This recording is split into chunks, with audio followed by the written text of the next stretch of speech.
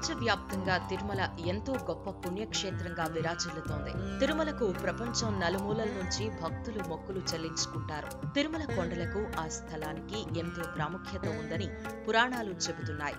అలానే ఇప్పుడు అయోధ్య కూడా ఆధ్యాత్మిక కేంద్రంగా పేరు సంతరించుకుంది. రామ జన్మభూమి అయోధ్య చరిత్ర ఏంటి? దానికి ఆ పేరెలా వచ్చింది? తిరుమలకు అయోధ్యకున్న విశిష్టతలేంటి? ఆ రెండు ఆధ్యాత్మిక క్షేత్రాల మధ్య తేడా ఏంటో తెలుసుకుందాం. తిరుమల ఆంధ్రప్రదేశ్ రాష్ట్రం తిరుపతి జిల్లాలోని తిరుపతి పట్టణానికి ఆనుకుని ఉన్న కొండలపై గల హిందూ పుణ్యక్షేత్రం.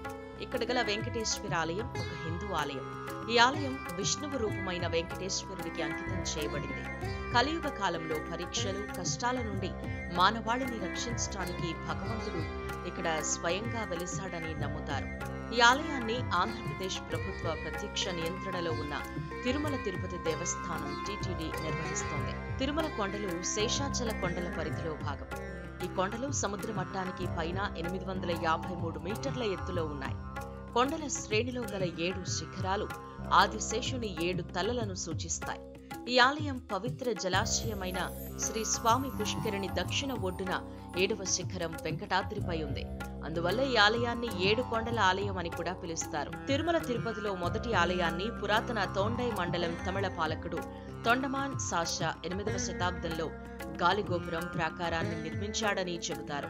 ఈ ఆలయం వైఖానస ఆగమ ఆరాధన సంప్రదాయాన్ని అనుసరిస్తుంది. ఇది 8 విష్ణు స్వయంభు క్షేత్రాలలో ఒకటి.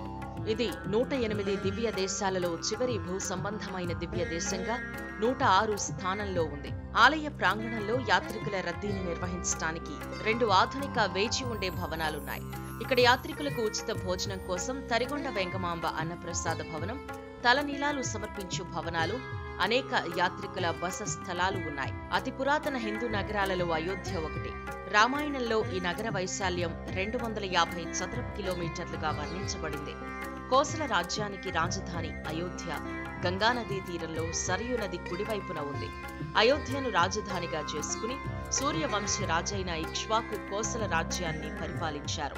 63వ సూర్యవంశ రాజైన దశరథుడి రాజ్యసభగా అయోధ్య ఉంది. దశరథుడి కుమారుడే శ్రీరాముడు.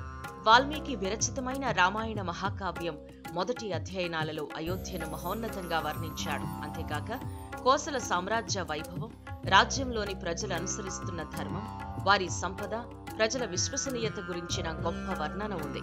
తులసీదాసు తిరిగి రచించిన రామచరిత మానస్లో అయోధ్య వైభవం వర్ణించాడు. కంబ రామాయణంలో కూడా అయోధ్య గురించి అత్యున్నతంగా వర్ణించాడు. తమిళ వైష్ణవ భక్తులైన ఆళ్వారులు తమ రచనలలో అయోధ్యను అద్భుతంగా వర్ణించారు. జడభరత, బాహుబలి, సుందరి, పాడలిప్త సురీశ్వరి, హరిచంద్ర, అచల భరత మొదలైన వారు అయోధ్యలో జన్మించిన వారే. అయోధ్య బౌద్ధమత వారసత్వం కలిగిన నగరం. ఇక్కడ మౌర్య చక్రవర్తుల కాలంలో నిర్మించబడిన పలు బౌద్ధాలయాలు, స్మారక చిహ్నాలు, శిక్షణా కేంద్రాలు ఉన్నాయి. గుప్తుల కాలంలో అయోధ్య వాణిజ్యంలో శిఖరాగ్రం చేరుకుంది. చరిత్రకారులు దీన్ని సాకేతపురంగా పేర్కొన్నారు. క్రీస్తు పూర్వం 5వ శతాబ్దం ప్రారంభం నుండి సాశ 5వ శతాబ్దం వరకు బౌద్ధమత క్షేత్రంగా అయోధ్య వెలసిల్లింది. బుద్ధుడు ఈ నగరానికి 1 కంటే ఎక్కువ సార్లు వచ్చినట్టు భావిస్తున్నారు. పురాణాల్లో మహారాజైన ఆయుధను శ్రీరాముని పూర్వీకునిగా పేర్కొన్నారు. అతని పేరు సంస్కృత పదమైన యుద్ధ నుండి వచ్చింది. ఆయుధ అపరాజితుడు కనుక ఈ నగరానికి అయోధ్య అన్న పేరొచ్చింది. అయోధ్య అంటే జయించ శక్యం కానిదనర్థం. గౌతమ బుద్ధుని కాలంలో ఈ నగరం పాళీ భాషలో అయోధ్యగా పేర్కొన్నారు. అది కూడా సంస్కృతంలో అయోధ్య అనే అర్థాన్నిస్తుంది. పురాణాలలో గంగానది గురించి వివరించినప్పుడు అయోధ్య ప్రస్తావన వచ్చింది.